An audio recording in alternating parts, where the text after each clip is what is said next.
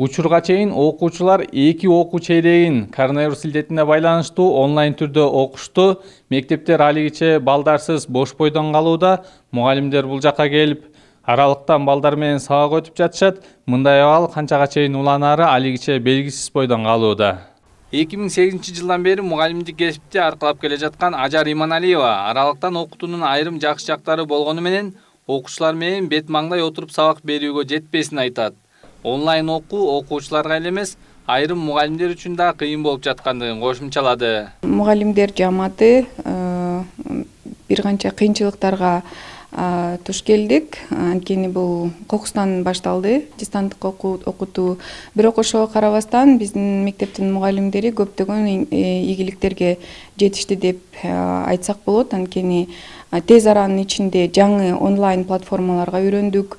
Көптөгөн жаңы окутуунун ыкмаларын үйрөндүк. При входе в каждый кабинет у нас постелены вот такие вот коврики для того, чтобы обрабатывать обувь. Детки могли обработать обувь. Также здесь вот такие вот санитайзеры, либо вот они вот так вот стоят, либо в других кабинетах установлены идут на стену. Билим берүү жана илим министрлиги жаңы окуу жылдын 2-чи чейрегинде 1-6 класстарды салттуу түрдө окутуу боюнча өкмөткө жана республикалык штабка сунуш берип жатат.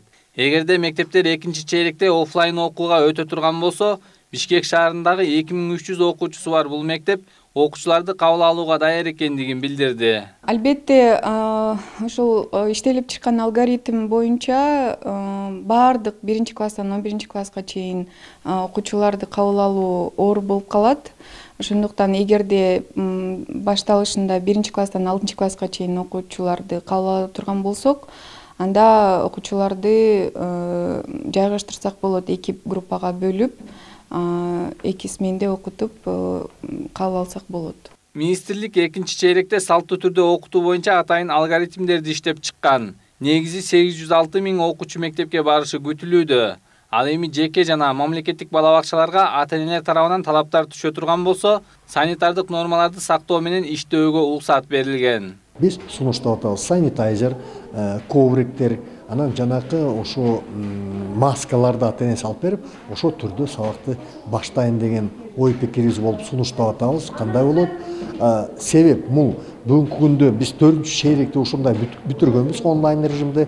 Анда бир так бүтүрүп, экзаменди алып, аттестаттарды тапшырдык. Быйыл эми кандай болот келечекте? Дагы 1 жылга созулабы?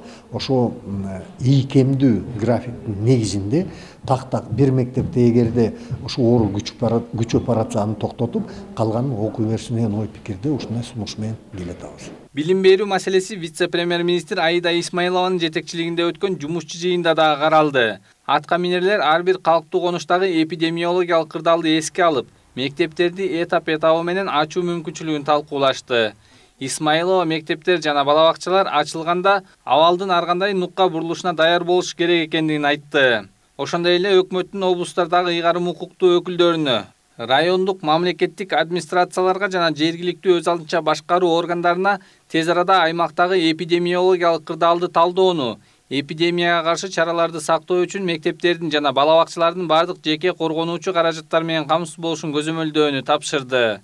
Канат Жолочиев, Жантай Макенов, Пирамида.